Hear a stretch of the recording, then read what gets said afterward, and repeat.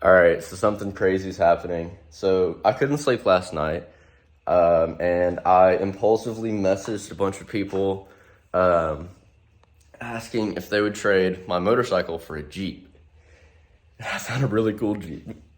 And so I have it's 4 hours away. I think it's like 4.5 actually. But if I can get this stupid thing running in the next hour, all it takes, I just got this new tank in, so there's no more rust. Literally nothing wrong with this bike other than I need to actually put the carburetor back on in the air box, and I need a new fuel line. Let me grab that real quick. Look at this fuel filter. That's from that old tank. Literally stuff falling out of it. That's wild. But got a new fuel filter, so for a full $5 and probably 2 tanks of gas, we're gonna have a 96 Jeep XJ. It has a 6.5-inch lift, 35-inch boggers. Get this. It also has a set of 40-inch Iroks. And so literally for the price of my motorcycle, which right now is worth about $3,000, I'm getting $3,500 worth of tires alone. Now, I personally think that is a fantastic deal, and so I am willing to drive to Timbuktu to go get this thing. But yeah, so I'm actually really excited. I just woke up and got the notification that he responded today, and I was like, well, all right. Didn't expect this to be how I spend my Sunday right before finals. Because this is going to get posted to y'all a little bit later than I'm actually posting. But yeah, so I have, which side is that on? That was on the side. Yeah, so it'll get posted to y'all a little bit later than it's actually happening. Of course, it's just how these things go. But yeah, so I'm supposed to be studying. I'm not. So this may put me back a year from dental school, but I'm gonna have a really cool Jeep. So what really matters more? But yeah, so you can see I am literally just working as quickly as possible to get this thing. All this thing needs is this stuff put on and fill the tank. But I also have to get ZJ running again, good enough to get it off the trailer, because I have to have that to pick up the new XJ. We're still negotiating right now, because it was one of those things where he bought it as is, as a trail rig, and so he doesn't know just a ton about it. And so I'm having him send pictures of, it's got a 6.5-inch lift, and I can't tell what axles are underneath it, because he ran 40s. The 40s that he's given me, he used to run them. And so to me, that means that I don't think it's the factory 96, I believe, came with a Dana 30 front. I actually know that for a fact. But I think that they came with a 35 rear. I don't think that they had started doing the 8.25 Chrysler rear at that point. So I think that from factory it would be Dana 30 and 35, which really hope it's not, because I don't know how in the world he hasn't just exploded those. I have no idea about the gear ratios. I have no idea about, honestly, a lot about this thing, but I know that I'm getting my money's worth in tires alone, and then I can either run that Jeep, or I can sell that Jeep for probably 6.5. the reason he's selling it so cheap, for one, he said it sat in his yard for a good amount of time, but two, it, what was it? Oh, the transmission's blown up. So it has the new transmission and transfer case, which I need a new 231 transfer case, sitting in the back seat. It also only has the driver's side doors, but let me just throw up a picture for you. I'm excited about that thing. So really pushing to get this thing going again. I'm gonna have to grab a wrench real quick to tighten that, but I've had this stupid motorcycle apart so many times thinking I'd had it fixed with that stupid tank. I literally know the ins and outs of how this thing runs now. So it's a great learning experience. Last time I did that, I dropped the tank on the old one, not this one. This one's fine. Yeah, I put a huge dent in the tank right after I had put all that work into painting it and getting everything right. So I was muy upset about that one. Because just stupid, I don't know, stupid stuff. But yeah, super high energy. Literally just woke up, drank a Rockstar, and now I'm out here. This is the current condition of ZJ. I had started cutting rock sliders. Didn't get fully done with it. Does have speakers now, which is absolutely awesome. I have been running a little portable speaker for all the trips recently, but yeah, we had big plans.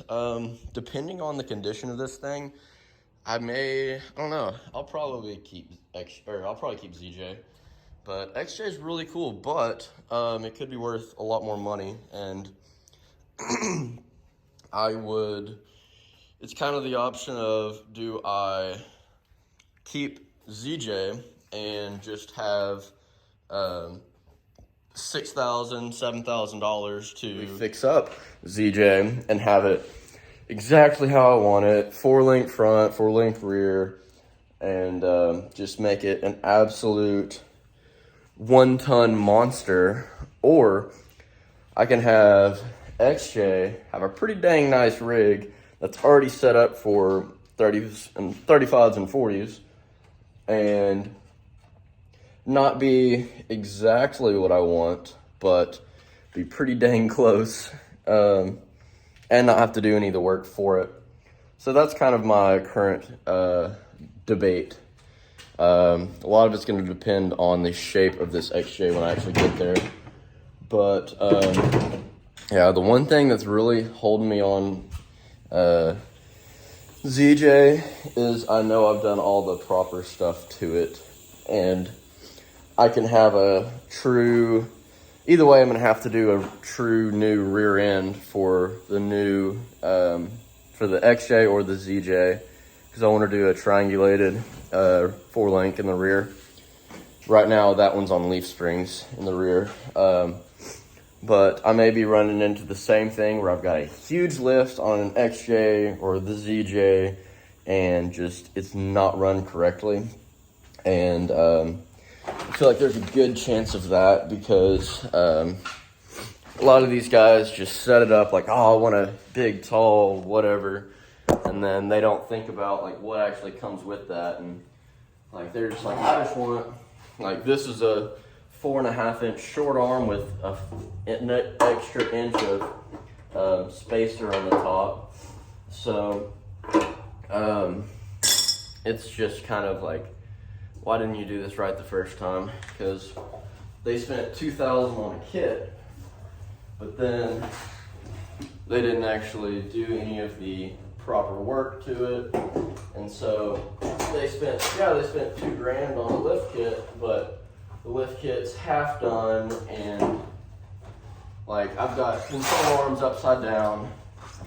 Or from the get-go, they could have saved that $2,000, done a full custom front triangulated rear, front 4-link triangulated rear, only been about an extra $1,000 into it, and it be literally never have to be touched again, because that is the perfect setup in my opinion. Triangulated front would be awesome, but not realistic for not a 8-inch lift or something crazy. So I don't know. My thought is spend the extra $1,000 initially, space out when you do it, but have the perfect rig the first time through. That way you're not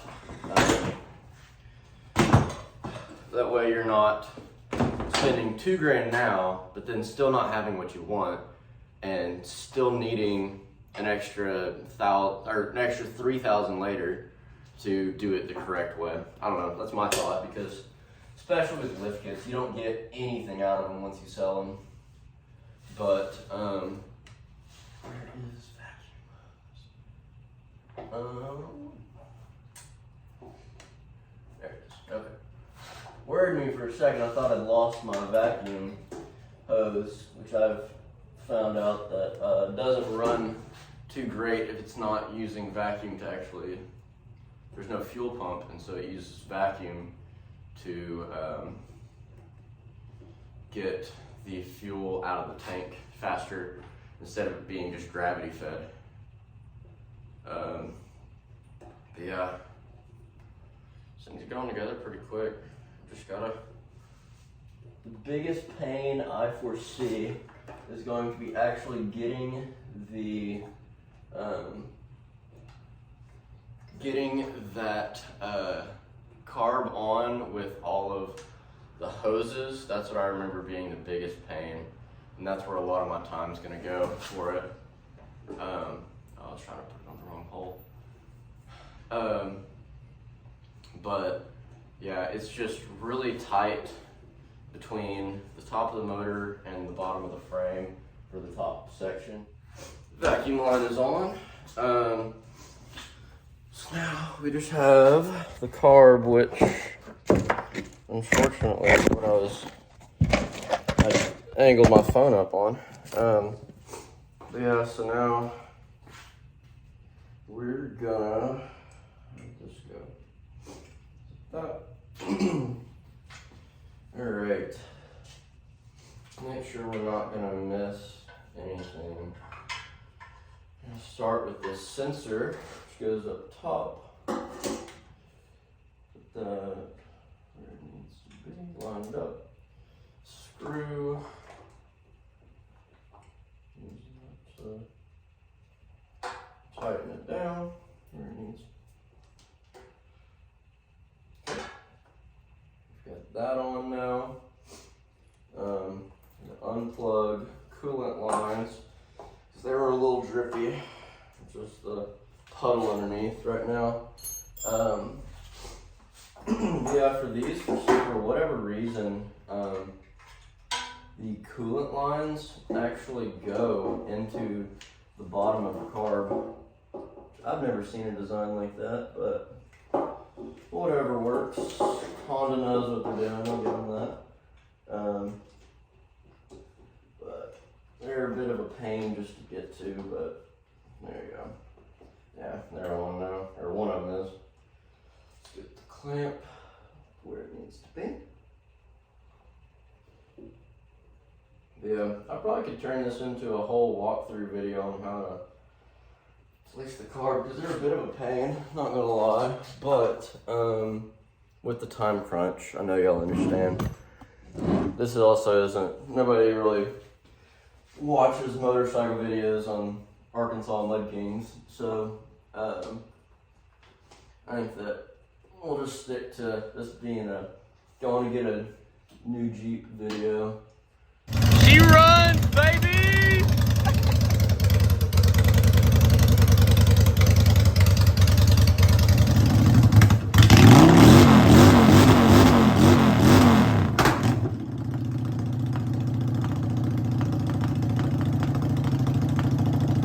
Alright, just loaded it up, running great, but it is 6 o'clock and we have a 4-hour drive. I know it looks pitch black, but I promise it's only 6. But yeah, so excited to see the rig. Really stupid of me to do it right now, but you know what? I wouldn't be able to get it for 2 weeks otherwise, and this kind of deal is not going to last for 2-3 weeks.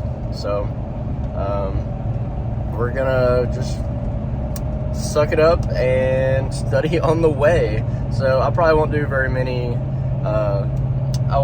updates along the way there or back, but man, I'm excited. It's gonna be really cool to see this thing. Now, one thing I'm slowly realizing at this age, so I'm 22 now, so all of my friends are on very different walks of life.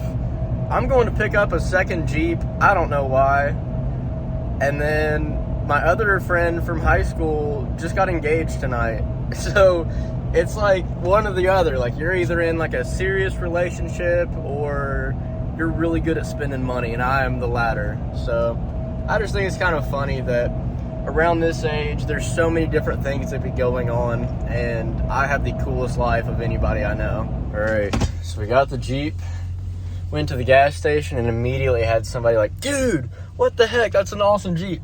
Look, there's his XJ. He's got a 4.5-inch lift, long arms.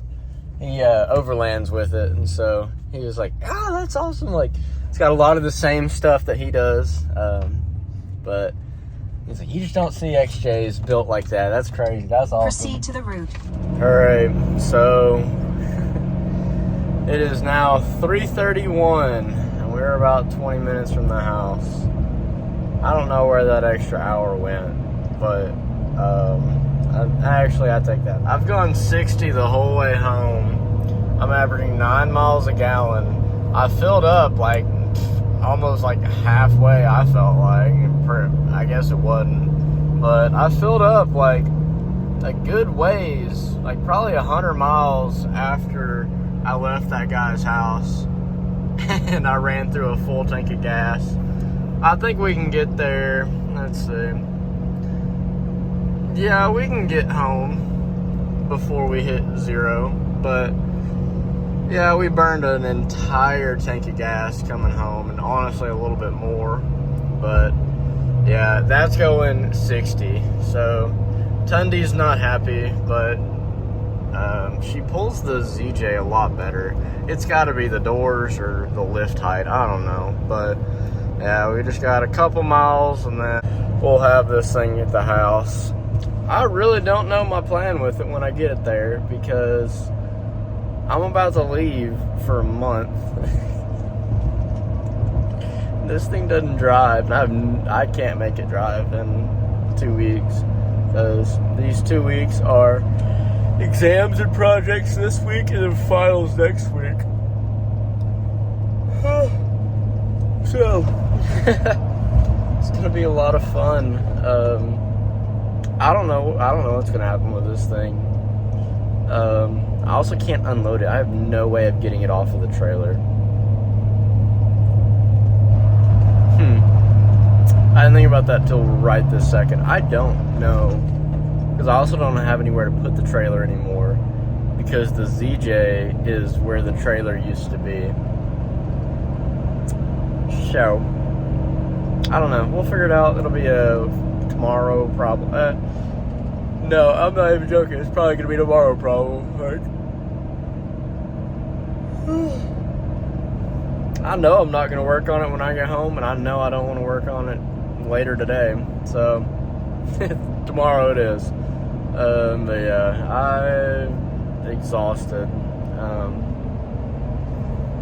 I just want to be home, but I'll just go ahead and let y'all go until the morning. I'll get to actually show you this Jeep.